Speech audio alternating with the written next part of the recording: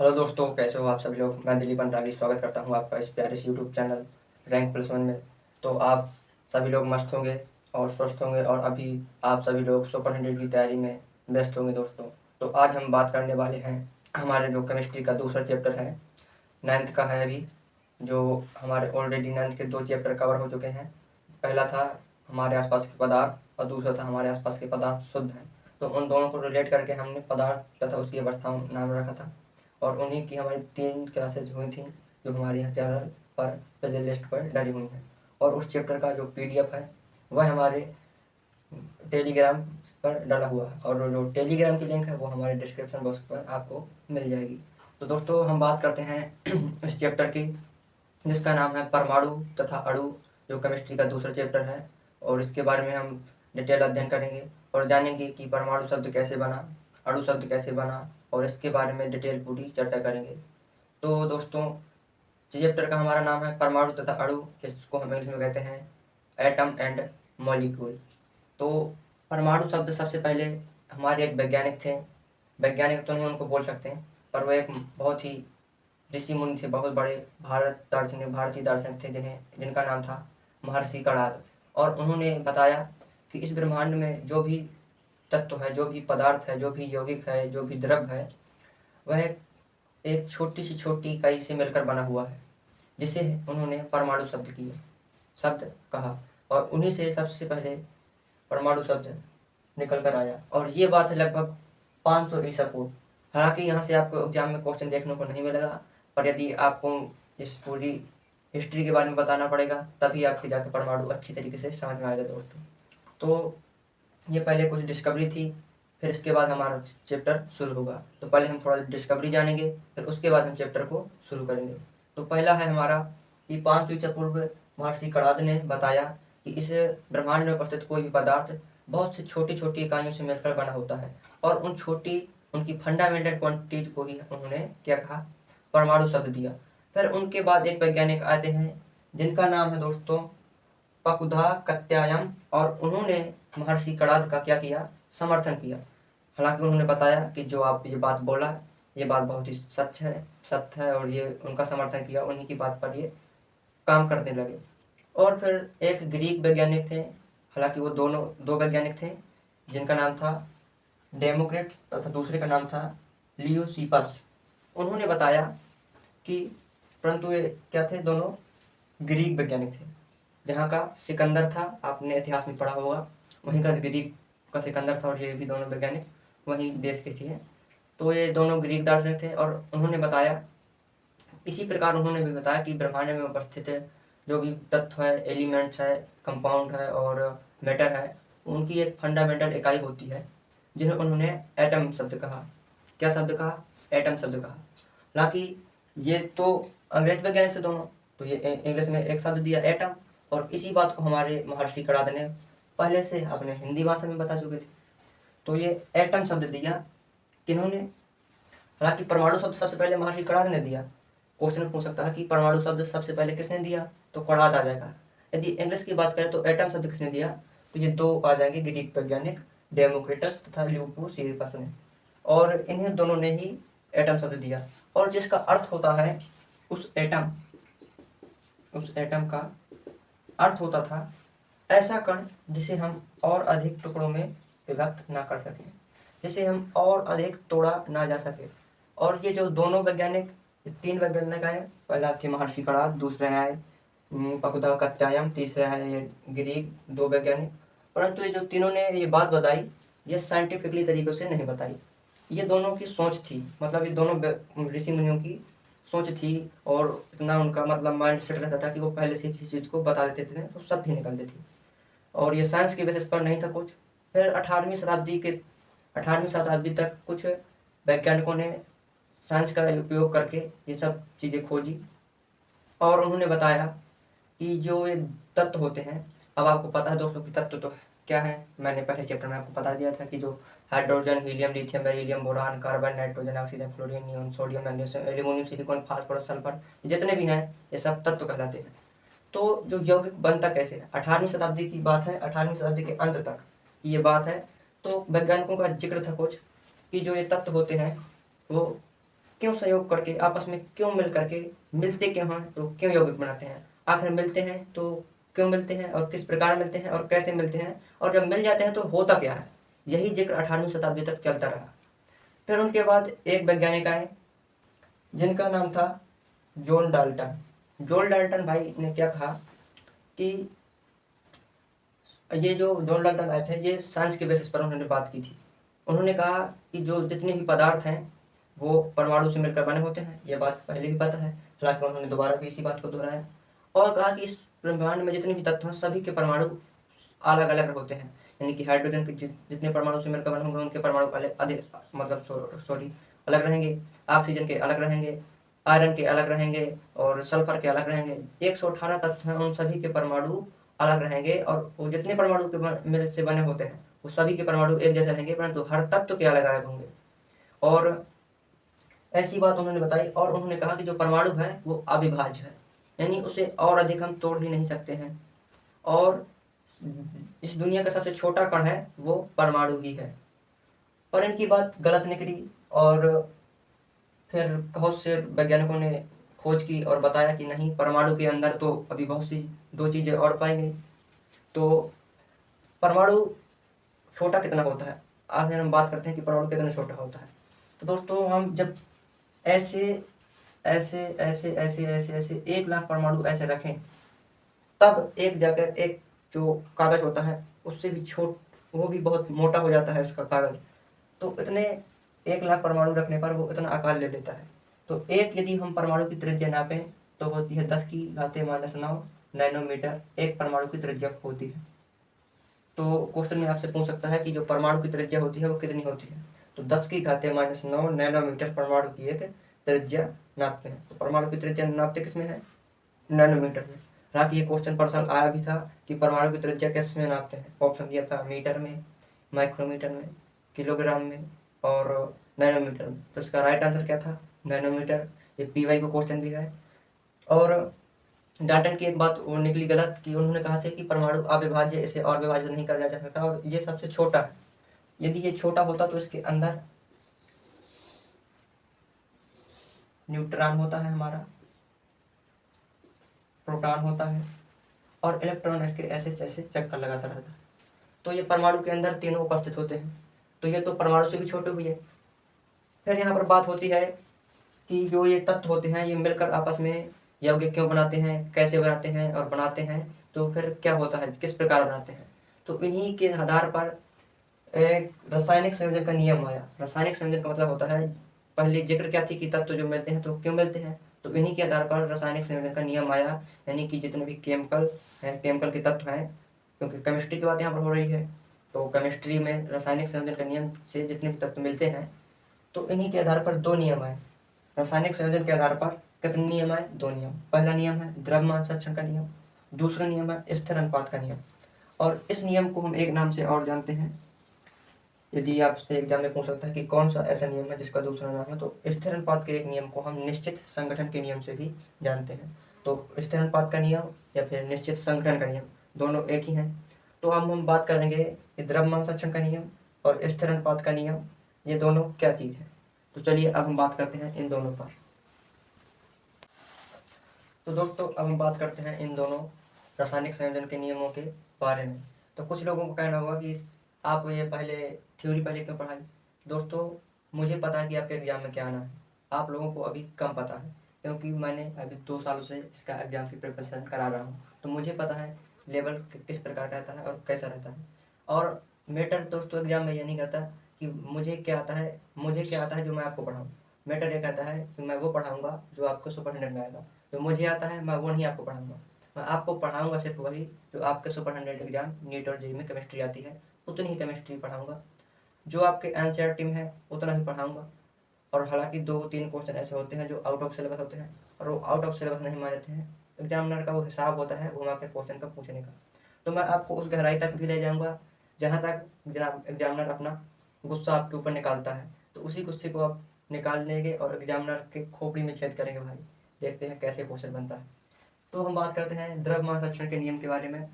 तो रासायनिक संयोजन के नियम, पहला हमारा बात क्या हुई थी कि ये जो तत्व होते हैं मिलते क्यों हैं और मिलते हैं तो क्या होता है। तो इन्हीं के सहारे एक नियम आया जिसका नाम था रासायनिक संयोजन का नियम। और इस नियम में बहुत से नियम आते हैं, वैसे तो 6-7 नियम आते हैं। द्रव्यमान का नियम, स्थिर अनुपात का नियम, गुणित अनुपात का नियम, आवागाद्रो का नियम। तो उनमें से मैं आपको सिर्फ 2 ही नियम पढ़ाऊंगा, क्योंकि आपके एनसीईआरटी में 2 ही नियम दिए गए हैं। पहला नियम द्रव्यमान संरक्षण का नियम, दूसरा नियम स्थिर अनुपात का नियम। तो द्रव्यमान संरक्षण के नियम के अनुसार तो पहले बात कर लेते हैं कि इस नियम को दिया किसने था। तो इस नियम को लेबोजियर ने दिया था, जिन्हें केमिस्ट्री का जनक कहा जाता है। और कब दिया था, तो 1789 में दिया था। यहाँ पर ये सन इम्पोर्टेंट नहीं होता है जितना वैज्ञानिक का नाम इम्पोर्टेंट होता है। तो आपसे एग्जाम में पूछ सकता है दोस्तों कि द्रव्यमान संरक्षण का नियम किसने दिया था। तो यहाँ पर आपका हो जाएगा लेबोजियर साहब ने। और एक पॉइंट आप यहाँ ये भी याद रखो कि इन्हें ही केमिस्ट्री का पिता कहा जाता है, फादर ऑफ केमिस्ट्री लेबोजियर को ही कहा जाता है। तो द्रव्यमान संरक्षण के नियम के अनुसार तो जब किसी भी रासायनिक अभिक्रिया हो, 2 तत्व जब आपस में भाग लेते हैं तो उनके जो द्रव्यमान होता है वे ना तो नष्ट होते हैं और ना ही बनते हैं। तो इसी के अनुसार परिभाषा बन गई कि द्रव को ना तो मिटाया जा सकता और ना ही बढ़ाया जा सकता। इसे ही द्रव्यमान संरक्षण का नियम कहते हैं। और इस नियम को लेबोजियर ने दिया था। कब दिया था, 1789 में दिया था। अब ये तो परिभाषा हो गई। अब हम प्रूव कैसे करें कि ये द्रव्यमान नष्ट होता है या फिर मिटता है। तो इसका भी हम एग्जाम्पल देखेंगे। जैसे दोस्तों यहाँ पर हम बात कर दें, 28 ग्राम हम नाइट्रोजन ले लें और इसी को हम 32 ग्राम ऑक्सीजन से अभिक्रिया करें तो बनेगा क्या बनेगा, 60 ग्राम हमको क्या मिलेगा, नाइट्रोजन ऑक्साइड। तो ये जो अभिक्रिया हुई इस ब्रह्मांड में किसी भी प्रकार से हो सकती है, हमें प्राप्त ही क्या होगा, 60 ग्राम नाइट्रोजन ऑक्साइड ही प्राप्त होगा, क्योंकि जिनकी वो मात्रा है 28 ग्राम नाइट्रोजन और 32 ग्राम ऑक्सीजन। अब ये दोनों रिएक्शन चाहे इस ब्रह्मांड में किसी भी प्रकार से संपन्न हो, उनका मास ना यहाँ पर नष्ट हुआ, उनका मास ये हुआ कि दोनों का मास मिल गया। तो ये नियम ही क्या कहता है, रासायनिक संयोजन का नियम। तो दोनों मास मिल गए इसलिए 60 ग्राम। तो ना तो हमारा नाइट्रोजन का द्रव्यमान नष्ट हुआ और ना ही ऑक्सीजन का द्रव्यमान नष्ट हुआ। अब हम बात करते हैं दूसरे नियम की, जिसका नाम है स्थिर अनुपात का नियम। यह नियम किसने दिया था, एक वैज्ञानिक है जिनका नाम है प्राउस्ट। उन्होंने स्थिर अनुपात का नियम दिया था। और इस स्थिर अनुपात के नियम को ही हम एक और नाम से जानते हैं, जिसका क्या नाम है, निश्चित संगठन का नियम। यानी कि निश्चित संगठन का नियम और द्रव्यमान संरक्षण का नियम निश्चित संगठन का नियम और स्थिर अनुपात का नियम दोनों एक ही है, और द्रव्यमान संरक्षण का नियम वो अलग है। तो द्रव्यमान संरक्षण का नियम आपको अच्छी तरह से समझ में आया होगा। और अब हम बात करते हैं स्थिर अनुपात के नियम यानी कि निश्चित संगठन के नियम की। तो एग्जाम के हिसाब से इम्पोर्टेंट वैसे दोनों नियम हैं, लेकिन बहुत अधिक इम्पोर्टेंट क्या है, द्रव्यमान संरक्षण का नियम। और इस वैज्ञानिक का नाम, कब दिया, किसने दिया और इसमें क्या होता है। तो यहाँ पर स्टार लगाने वाली बात है, 3 स्टार छाप लो, क्योंकि ये द्रव्यमान संरक्षण से, मास कंजर्वेशन से आपको एग्जाम में क्वेश्चन को इस साल देखने को मिलेगा। तब आपको पता चलेगा कि हाँ भाई वो बात सच थी जो मैंने आपको आज बोल रहा हूँ।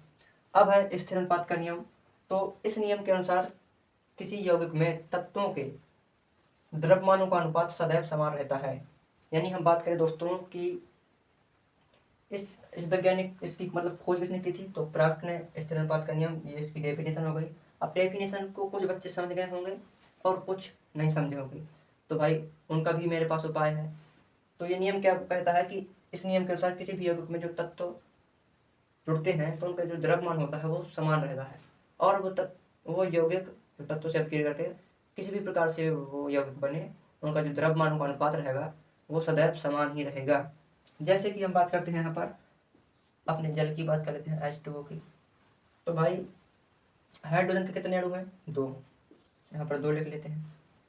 और हाइड्रोजन है कितना, हाइड्रोजन, और ऑक्सीजन कितना है, 1। और हाइड्रोजन का मास परमाणु द्रव्यमान कितना होता है, 1 ही होता है, 1। और ऑक्सीजन का कितना होता है, 16। अभी कुछ लोगों को भाई परमाणु क्रमांक, परमाणु द्रव्यमान ही नहीं पता होंगे, तो आपकी तैयारी करने का कोई मतलब ही नहीं सुपर 100 का। अभी आप फालतू समय व्यस्त ना करें और अपने जाके अभी 9th 10th की प्रिपरेशन करें, तब आपको समझ में आएगा कि परमाणु क्रमांक और परमाणु द्रव्यमान क्या होगा।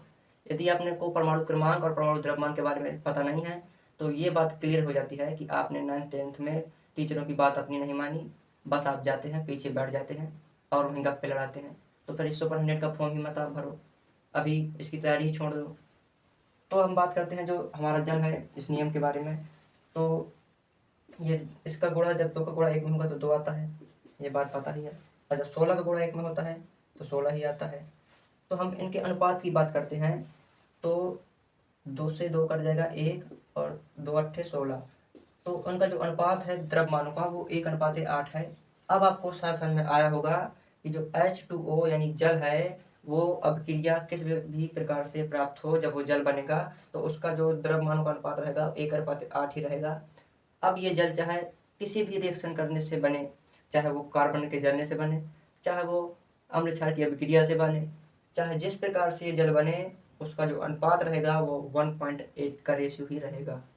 अब आपको स्थिर अनुपात का नियम, द्रव्यमान संरक्षण का नियम दोनों अच्छे तरीके से समझ में आया होगा।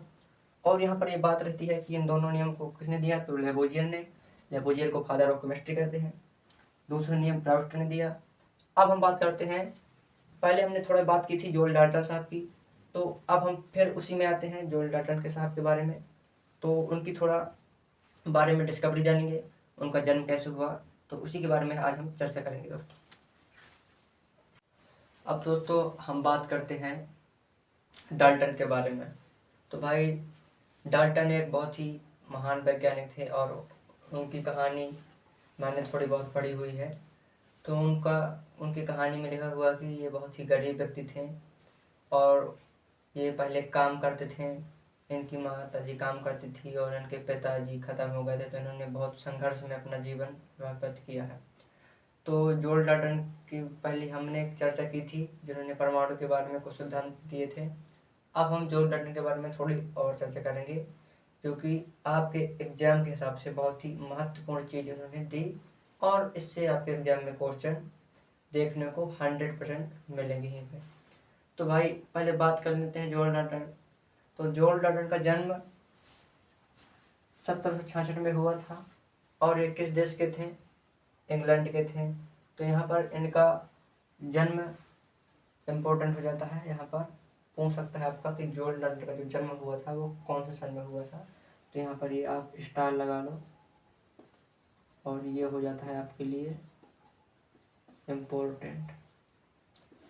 तो जोल डाल्टन का जन्म 1766 में हुआ था और इनका जन्म एक बहुत ही गरीब परिवार जुलाहा परिवार में हुआ था और ये 12 वर्ष में ही शिक्षक बन गए थे और उसके कुछ सालों बाद एक स्कूल के प्रिंसिपल भी बन गए थे।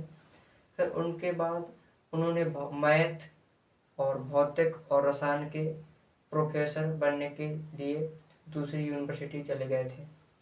तो इन्होंने कुछ आधुनिक का मतलब अभी का होता है मॉडर्न, उन्होंने पुराने कुछ तत्वों के प्रतीक चिन्ह दिए थे जो कि अभी एग्जाम में क्वेश्चन में आपका चिन्ह दे देगा और पूछ लेगा कि डाल्टन के हिसाब से ये किसका चिन्ह है।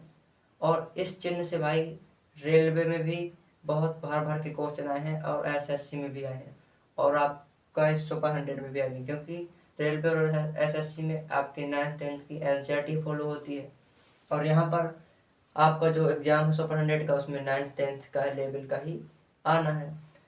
तो डाल्टन के हिसाब से ये कुछ चिन्ह है जो बहुत ही इम्पोर्टेंट है और उन्होंने एक बहुत ही पुराने समय में ये चिन्ह दिए थे और ये चिन्ह में सहयोग उन एक वैज्ञानिक का और भी था, बर्जीलियस का, और इन्हें कार्बनिक रसायन का पिता कहा जाता है बर्जीलियस को।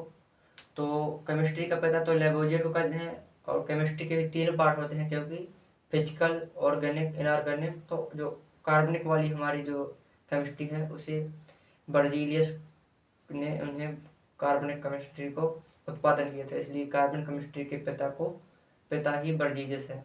तो बर्जीलियस और डाल्टन ने मिलकर ये चिन्ह दिए और ज़्यादातर मेन बात तो डाल्टन की रहती है, क्योंकि डाल्टन का ही यहाँ पर पूरा सिद्धांत रहता है।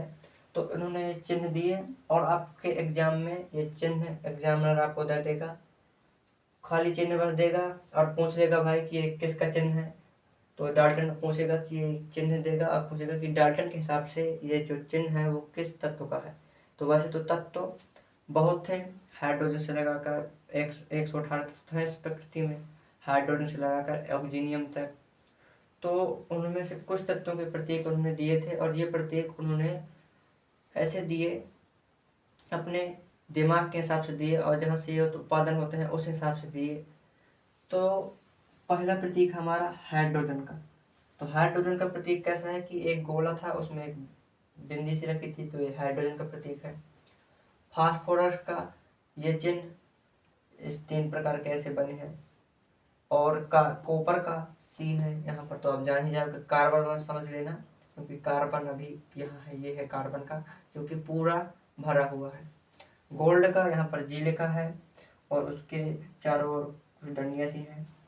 और कार्बन का आप समझ ही जाओगे, कार्बन का तो आसान ही है। और भाई ये एग्जाम के हिसाब से आपके बहुत ही इम्पोर्टेंट है, क्योंकि इससे एग्जाम में क्वेश्चन बनता ही है, और इस साल भी बनेगा ही। और सल्फर का ये है भाई, इसमें प्लस का चिन्ह है। आयल सीसा, लेड, लेड मतलब सीसा होता है। और प्लेटिना पी है। तो आप जिनके नाम हैं और जो लिखे हैं वो तो आप याद ही कर लोगे। ऑक्सीजन का एक गोला ही था।